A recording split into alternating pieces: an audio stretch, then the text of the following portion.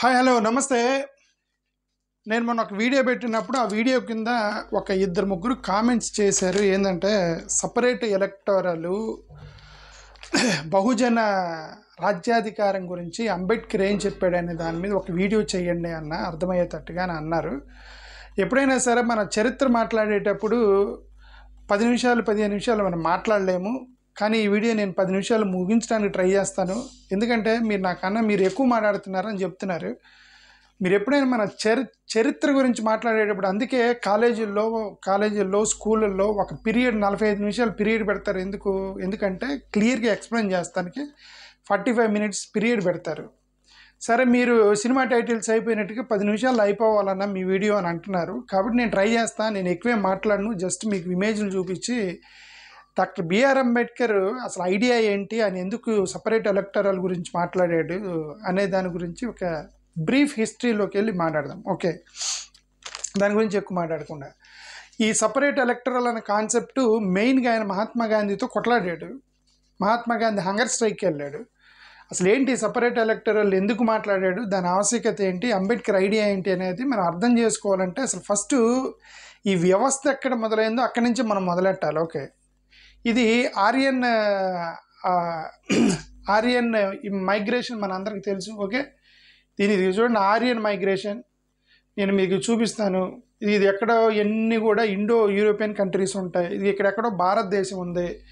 ఇదిగో ఈ భారతదేశంలోకి వీళ్ళు ఎలా వచ్చారంటే ఇది మధ్యలో మనకు సముద్రం, ఇది అంతా భూమి మీద వీళ్ళు ఇప్పుడు ఎక్కడ అమెరికా వాడు మన భారతదేశానికి రాలేడు. ఎందుకంటే ఇక్కడ అమెరికాకి మనకి మధ్యలో నీళ్లు ఉన్నాయి, వాటర్ ఉంది.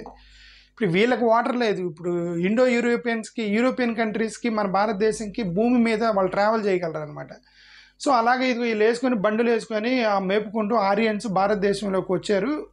ఇది ఫండమెంటల్లీ ఆరియన్ ఐడియాలజీ మనందరికి తెలిసింది.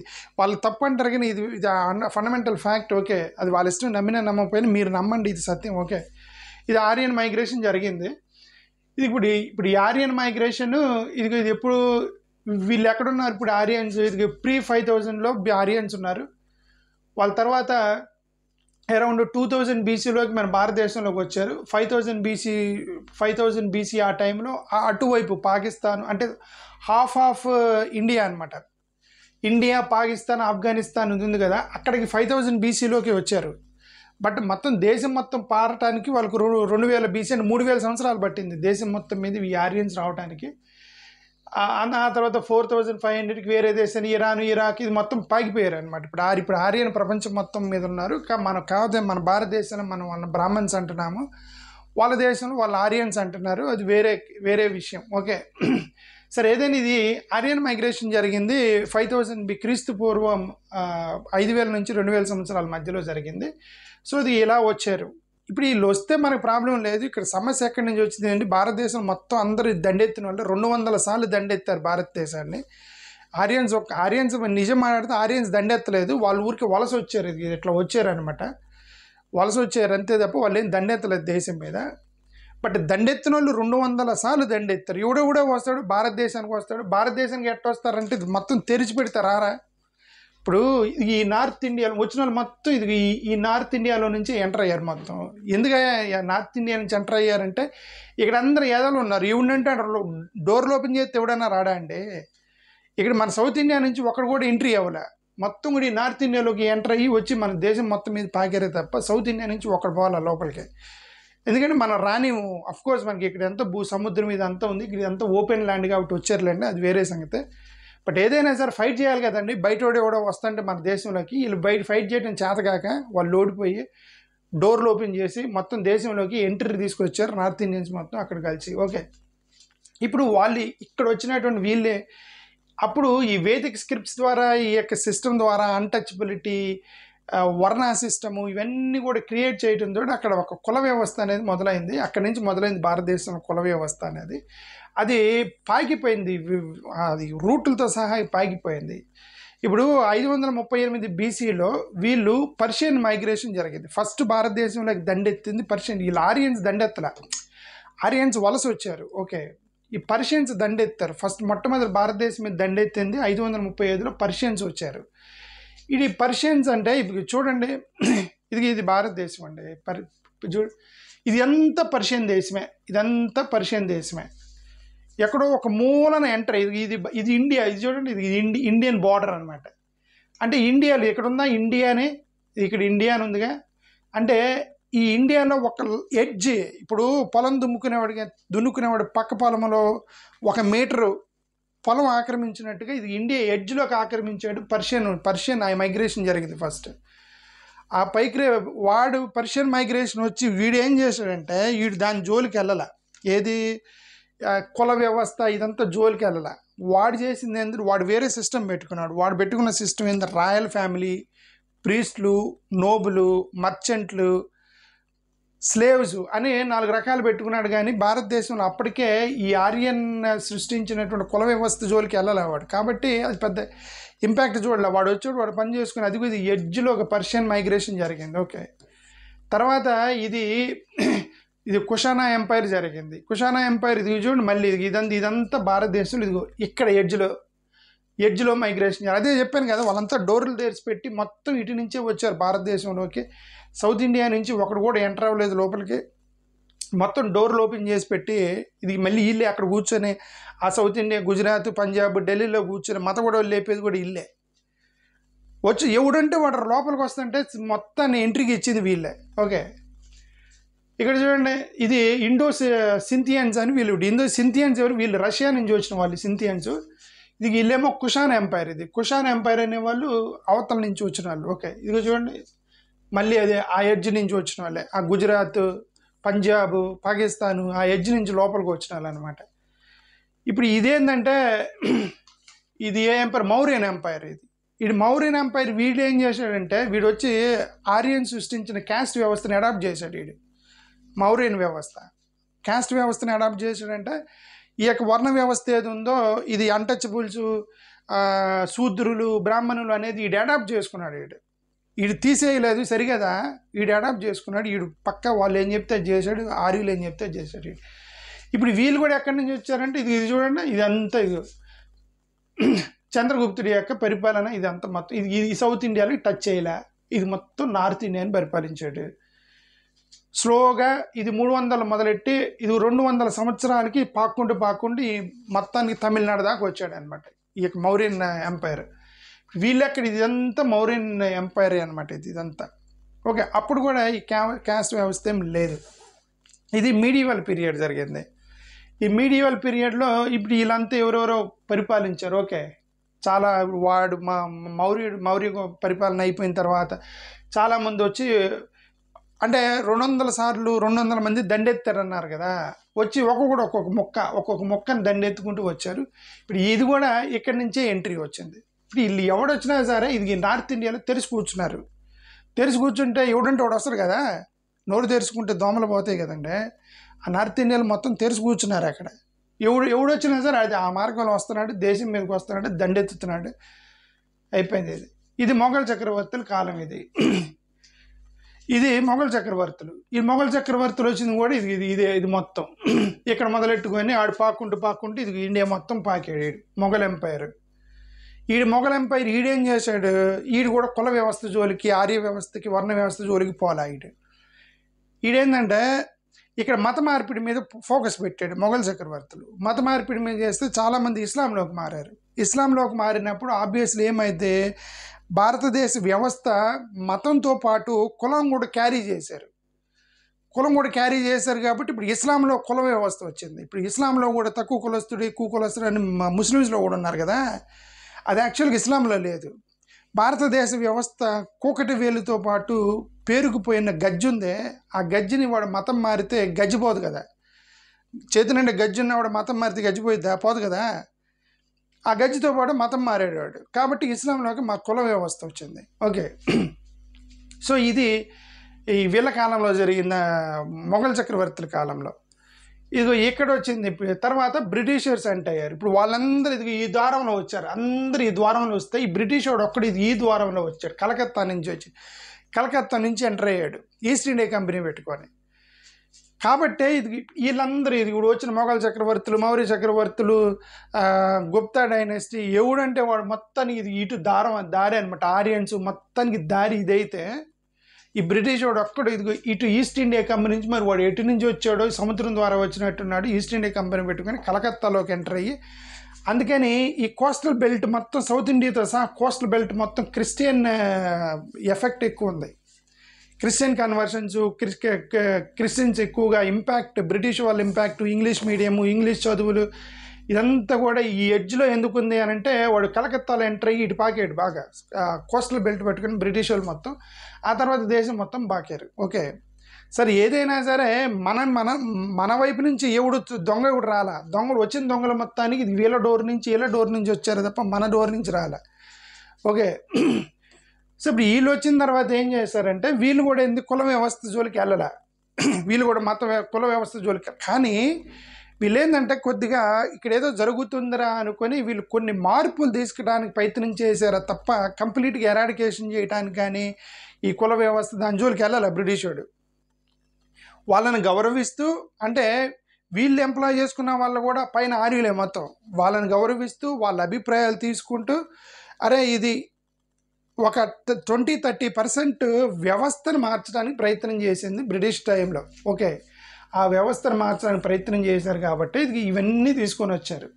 వాళ్ళు కొన్ని ట్రెడిషన్స్ మార్చారు, కొన్ని చట్టాలు చేశారు, కొన్ని వితంతు వివాహాలు రద్దు చేయటం, బాల్య వివాహాలు రద్దు చేయటం, ఈ మూఢనమ్మకాలు, సూపర్స్టిషన్స్, ఒక కంట్రీని ఒక ఆర్గనైజ్డ్గా చేయటం, ఇంగ్లీష్ ఎడ్యుకేషన్ ఇవ్వటం, ఈ యొక్క పేదలకు కూడా ఇంగ్లీష్ ఎడ్యుకేషన్ చదివటం, upliftment of Dalits and minorities అనే కాన్సెప్ట్ పెట్టుకొని వచ్చి బ్రిటిష్ వాడు ఈడేం చేశాడంటే ఈడు కొద్దిగా మొత్తం ఎరాడికేట్ చేయలే.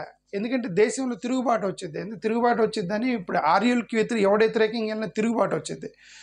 నువ్వు ఆర్యుల్ని ప్లీజ్ చేసేంత వరకు దేశంలో ఎలాంటి గొడవలు ఉండవు. నువ్వు ఆర్యులకి వ్యతిరేకం వస్తే గొడవలు వచ్చేస్తాయి. కాబట్టి వాడు అర్థం చేసుకున్నాడు బ్రిటిష్ వాడు భారతదేశం రావడానికి కూడా ఎంత స్టడీ చేస్తే ఒక భూమిలోకి ల్యాండ్లోకి అడుగు పెడతాడు. ఆడు కూడా వచ్చి ఇప్పుడు ఆర్యులు చెప్పిందే చేశాడు బ్రిటిష్ వాడు కూడా. కానీ కొన్ని సిస్టమ్స్ అయితే పట్టుకొచ్చాడు, మార్పులు తీసుకొచ్చాడు. ఆ మార్పుల్లో వచ్చిందే ఈ సపరేట్ ఎలక్టోరల్ అనేటువంటి ఒక కాన్సెప్ట్.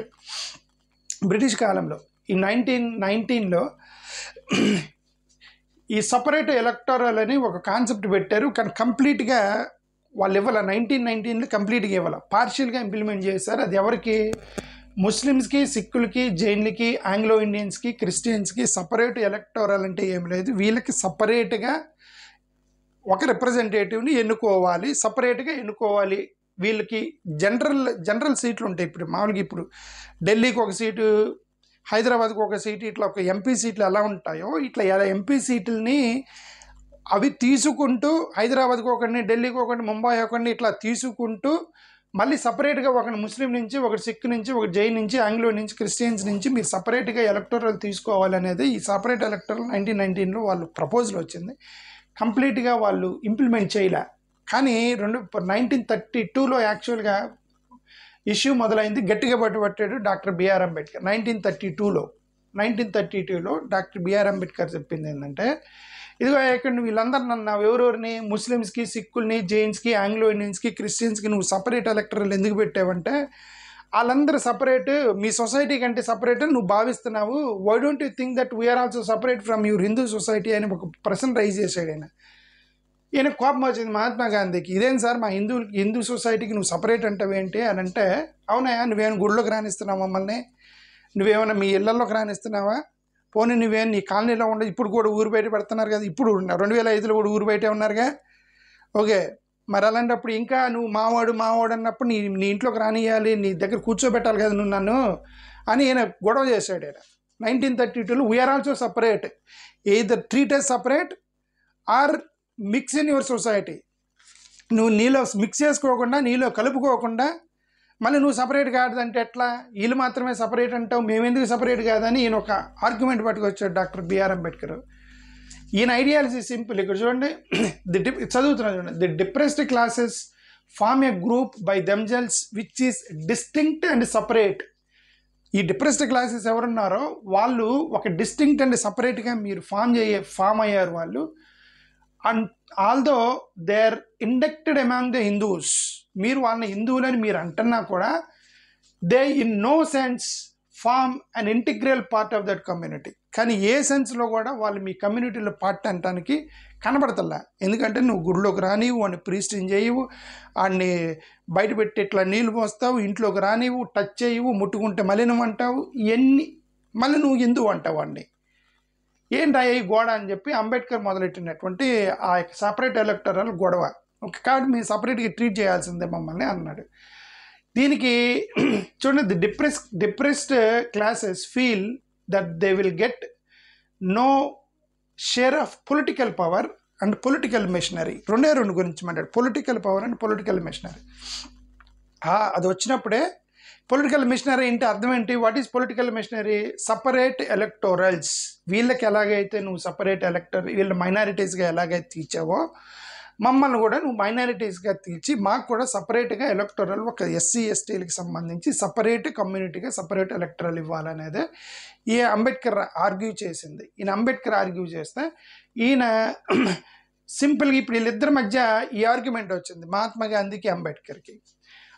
మహాత్మా గాంధీ ఏమంటాడు, ఇదంతా గొడవ అన్టచబిలిటీ దగ్గరే వచ్చింది కదా, అన్టచబిలిటీ దగ్గరే వచ్చింది కాబట్టి మేము అన్టచబిలిటీ ఎరాడికేషన్కి మెజర్స్ తీసుకుంటాము, అన్టచబిలిటీ అనే దాన్ని మేము క్రైమ్గా పరిగణించి మీరు అన్టచబిలిటీ ఏమంటారు అంటరానితనం అనేది నిర్మూలన చేస్తాము అంటే ఈయన అన్నాడు, నువ్వు అంటరానితనాన్ని కాదు నిర్మూలన చేయాల్సిందే, కులాన్ని నిర్మూలన చేయాలన్నాడు అంబేద్కర్.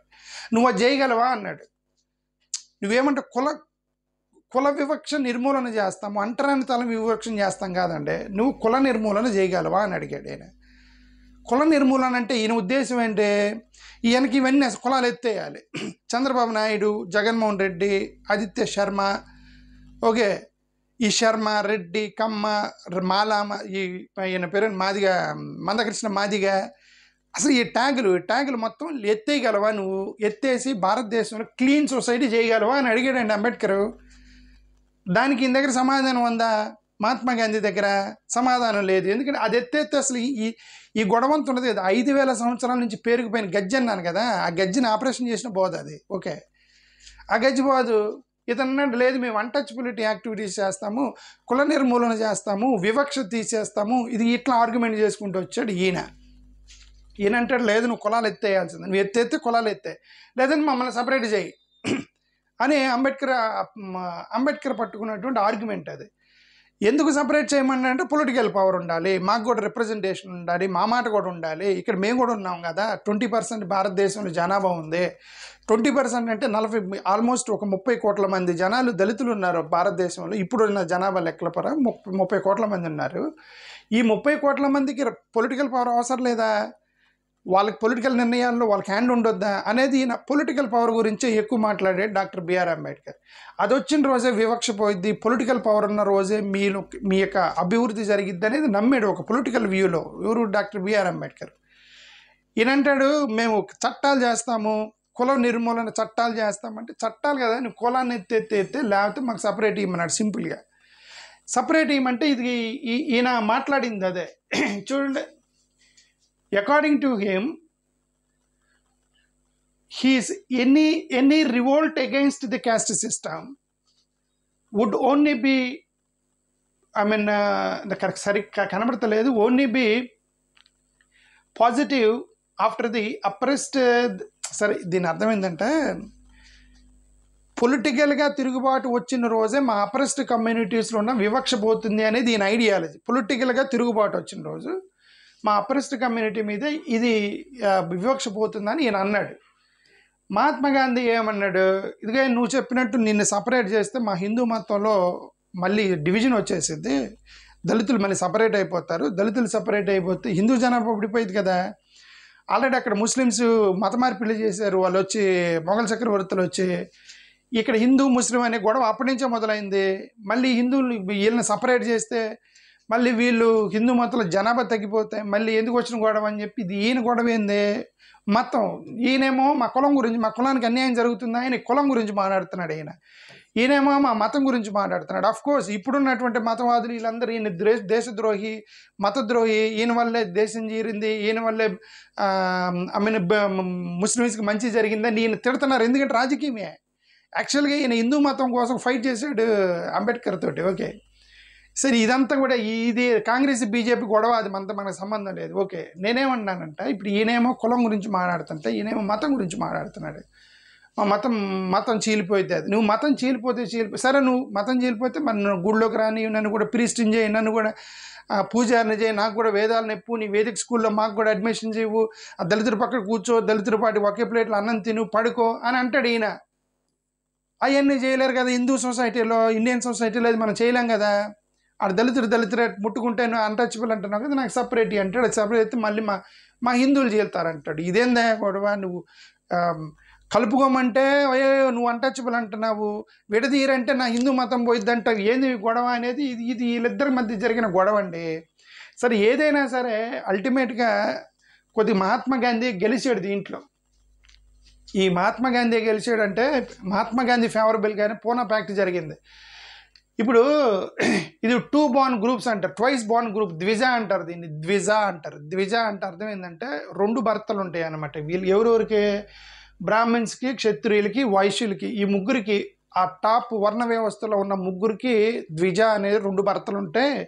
ఇది శూద్రుడికి అన్టచబుల్స్ ఎవరైతే ఉన్నారో, శూద్రుడికి అసలు ఈ అన్టచబుల్ అనేవాడు ఈ వర్ణ వ్యవస్థలో లేడు, ఇది లాస్ట్ని ఎక్కడో సపరేట్గా ఉంటుంది, దాన్ని వీడు మనిషి కాదు అంటాడు అనమాట వాళ్ళ ప్రకారం.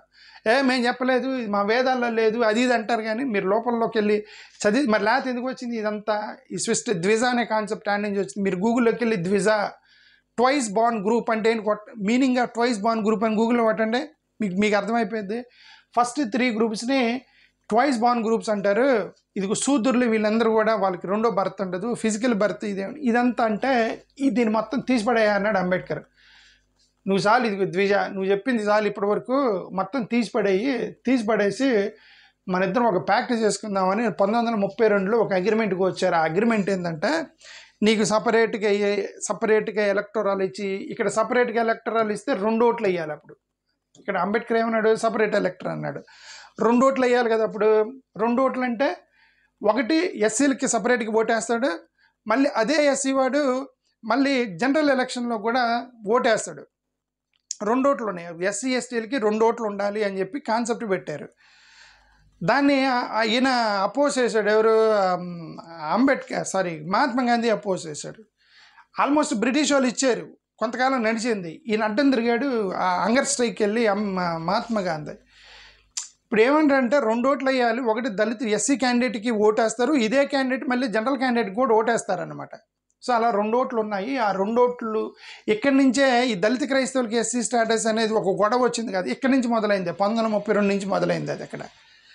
ఇక్కడ వీళ్ళిద్దరికి 2 ఓట్ల మీద డిస్కషన్ వచ్చింది. ఒకటి జనరల్ కేటగిరీకి వేస్తారు, ఇంకొకటి ఎస్సీలకి వేస్తారు అని అంటే ఇంకొక 3వ గ్రూప్ వచ్చింది. ఏమని? ఈ ఎస్సీలో కొంతమంది క్రిస్టియన్స్గా కన్వర్ట్ అయ్యారు. ఇప్పటికే 2 ఓట్ల దగ్గర కొట్టుకుంటుంటే ఇప్పుడు మళ్ళీ క్రిస్టియన్కి మళ్ళీ 3 ఓట్లు వేయాలి. ఏమని? క్రిస్టియన్ కూడా మైనారిటీగా. ఇక్కడ చూడండి, ఇక్కడ క్రిస్టియన్ కూడా మైనారిటీగా. ఈయన మమ్మల్ని కూడా మైనారిటీ చేయమన్నాడు. క్రిస్టియన్ మైనారిటీ, ఇక్కడ ఎస్సీ మైనారిటీ, మళ్ళీ జనరల్ ఓటు వేస్తారు. మొత్తం 3 ఓట్లు వేయాలి ఎస్సీ ఓటు. కాబట్టి ఆయన అన్నాడు 3 ఓట్లు వేసేది ఏంటంటే ఒక వ్యక్తి, ఓ పని చేయండి, ఎస్సీలని క్రిస్టియన్స్ని ఓట్లు వేయటానికి విడగొట్టండి అంటే దాన్ని పట్టుకొని వచ్చి ఎస్సీలు క్రిస్టియన్స్ కాదని, క్రిస్టియన్స్కి ఎస్సీలు ఒకటి కాదని ఒక చట్టం ఒకటి తీసుకొచ్చేసి దళిత క్రైస్తవులకు రిజర్వేషన్ ఎత్తేసినటువంటి మహానుభావులు మన భారతదేశంలో ఉన్నటువంటి నాయకులు. ఓకే, సరే, ఇంకా అది కోర్టులో నడుస్తుంది. 2004 నుంచి కోర్టులో కొట్లాడుతున్నారు. మరి కోర్టు జడ్జిమెంట్లు ఎంతవరకు వస్తాయో మనకైతే తెలియదు. ఓకే, ఇది పూనా ప్యాక్ట్లో ఇది జరిగిందండి. ఫైనల్గా వీళ్ళు ఏం నిర్ణయానికి వచ్చారంటే reservation of electoral seats for the depressed classes in the legislature అని ఒక అగ్రిమెంట్కి వచ్చారు. అంటే రిజర్వేషన్ అనేది ఇప్పుడు భారతదేశంలో 15% రిజర్వ్డ్ సీట్లు ఉన్నాయి కదా, వీళ్ళకి సపరేట్ ఎలక్టరల్ ఇవన్నీ వద్దు, హిందూ మతంలో జనాభా విడిపోతారు, మళ్ళీ దళితులు సపరేట్ అయిపోతే హిందూ జనాభా తగ్గిపోయింది, కాబట్టి మేము సపరేట్ రిజర్వ్డ్ గ్రూప్స్ ఇస్తామన్నారు. సపరేట్ రిజర్వ్డ్ సీట్స్ అది ఇస్తామన్నారు. అంటే 100 సీట్లు 15 సీట్లు ఎస్సీలకి ఇస్తాము, మిగతా 85 మిగతా వాళ్ళు పంచుకుంటారు అన్నాడు. ఇంక దాన్ని సపరేట్ అంటారు, రిజర్వేషన్ అంటారు. ఓకే, అసలు ఈ రిజర్వేషన్ ఫస్ట్ ఎవరికి వచ్చింది? ఫస్ట్ రిజర్వేషన్ ఇది వీళ్ళకే వచ్చింది. ఇది రిజర్వేషన్ కాదా? ఇదిగో బ్రాహ్మణుడే గుడిలో అర్చనం చేయాలి, బ్రాహ్మణుడే పూజారి అంటే దాన్ని ఏం రిజర్వేషన్ అంటారు, దాన్ని ఏమంటారు, దాన్ని ఫస్ట్ రిజర్వేషన్ తీసుకుందే వీళ్ళు. బ్రాహ్మణుడే అర్చన చేయాలి, క్షత్రుడే యుద్ధం చేయాలి, వైశ్యుడే వ్యాపారం చేయాలి అని నువ్వు పెడితే దాన్ని రిజర్వేషన్ అంటారా? దళితుడు నువ్వు ఎంటర్ అవ్వడానికి లేదు గుడి అంటే రిజర్వేషన్ అంటారా దాన్ని? అసలు రిజర్వేషన్ తీసేసి ఒరిజినల్ రిజర్వేషన్ ఇక్కడ వచ్చింది. ఈ రిజర్వేషన్ అంటే ఉన్న సీటుల్లో 15% వాళ్ళకి ఇవ్వాలి అని అక్కడి నుంచి రిజర్వేషన్ కాన్సెప్ట్ వచ్చింది. దాన్నే రాజ్యాంగంలో క్యారీ చేశారు, అది డిఫరెంట్ ఇష్యూ. ఓకే, ఇప్పుడు సరే అండి, ఇప్పుడు మన అంబేద్కర్ కోరుకున్న రాజ్యాధికారం వచ్చిందా అంటే అంబేద్కర్ కోరుకున్న రాజ్యాధికారం ఎక్కడొచ్చింది? ఇప్పుడు వీళ్ళందరూ వచ్చి ఇదిగో చూడండి, వీళ్ళందరూ వచ్చి మేము ఒక దళితురాల్ని ప్రెసిడెంట్ని చేసాము, జస్టిస్ బిఆర్ గవాయ్ ఒక దళితుడిని మేము చీఫ్ జస్టిస్ని చేసాము అని బ్రిటిష్ ఈ పొలిటికల్ పార్టీలు అడ్వర్టైజ్మెంట్ ఇచ్చుకుంటున్నాయి. ఇదిగో చూడండి, BJP is only the party who gives donates helps Dalits. అటు కాంగ్రెస్ బీజేపీ రెండు చేస్తున్నాయి. We help, we give. Ambedkar అడిగింది మీ గివ్ కోసమా? అంబేద్కర్ మా హక్కు కోసం అడిగాడు. We need right, we need power, we need right. లేదు మేము ఇచ్చాము, ఒక దళితుడిని మేము ఎమ్మెల్యేని చేసాము, ఒక దళితుడిని మేము ఎంపీని చేసాము, ఒక ప్రెసిడెంట్ని చేసాము, ఒక చీఫ్ జస్టిస్ని చేసాము, మా దయాదాక్షిణ్యం మీద బతుకుతున్నారు. ఇదంతా దీనికోసం కాదు కదండి. మహానుభావుడు కొట్లాడింది అక్కడ మహాత్మా గాంధీతో కొట్లాడింది ఆయన అంబేద్కర్, దానికోసం కాదు కదా, హక్కు కోసం. సరే, మరి ఇప్పుడు ఇదంతా జరిగిందా అంటే రిజర్వేషన్ వచ్చిందాక జరిగిందంటే జరగల. ఎందుకు జరగలేదు? ఇప్పుడు ఈ రిజర్వేషన్ కాన్సెప్ట్ పెట్టడంతో ఏమైంది, అందరూ జనరల్ పీపుల్ కూడా ఓట్లు వేయాలి. ఇప్పుడు మహాత్మా గాంధీ ఏమన్నాడు, రిజర్వేషన్ ఫర్ ఫ్యూ సీట్స్ అన్నాడు. అంటే 100 సీట్లు 15 సీట్లు ఎస్సీలకి ఇస్తామన్నాడు. ఇప్పుడు ఆ ఎస్సీలకి ఇచ్చే దాంట్లో ఓట్లు ఎవరు వేయాలి? ఓసీలు, బీసీలు, ఎస్టీలు అందరూ ఇస్తేనే ఇప్పుడు ఎస్సీఓడి ఎమ్మెల్యే అవుతాడు, లేత అవ్వడు. ఇక్కడ అంబేద్కర్ చెప్పింది ఏంటి? ఇక్కడ అంబేద్కర్ చెప్పింది సపరేట్ ఎలక్టరల్, అంటే అక్కడ ఎస్సీలు మాత్రమే ఎస్సీలు కోటేస్తారు. ఇక్కడ వీళ్ళు చెప్పింది అలా కాదు, ఎస్సీలకు కూడా అందరూ ఓటు వేయాలి, ఓసీలు బీసీలు వేస్తేనే వాడు ఎమ్మెల్యే అవుతాడు. కాబట్టి ఇప్పుడు ఏమైంది, వీళ్ళందరూ డమ్మీలై కూర్చున్నారు.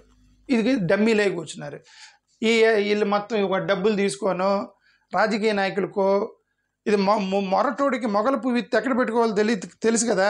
మొరటోడికి మొగల పువ్విత్తి ఎక్కడ పెట్టుకుంటాడో తెలియదు, వాడికి ఎక్కడో పెట్టుకున్నాడు తీసుకెళ్ళి. ఇప్పుడు ఈ దళితులు మొత్తం ఇదే చేశారంటే దళితులు మీకు ఆయన కష్టపడి మీకు రిజర్వేషన్ తీసుకొని వస్తే పోయి బానిసలుగా వాళ్ళ కోసం డబ్బులు తీసుకొని వాళ్ళ కోసం పనిచేస్తున్నటువంటి రాజకీయ నాయకులు. ఇక మనం ఏం చేయలేము. ఎందుకు చేస్తున్నారంటే నేను వాళ్ళనేమంటలే, రాజకీయ పార్టీలని కానీ అగ్రకులాలని నేనేమంటలే, తప్పంతా వీళ్ళల్లో ఉంది. ఎందుకంటే ఇది డబ్బులు తీసుకుంటారు వీళ్ళంతా దళిత కమ్యూనిటీ డబ్బులు తీసుకొని ఓట్లు వేస్తారు. నువ్వే డబ్బులు తీసుకొని ఓటు వేసినప్పుడు వీడికి డబ్బులు ఇవ్వాలి కదా.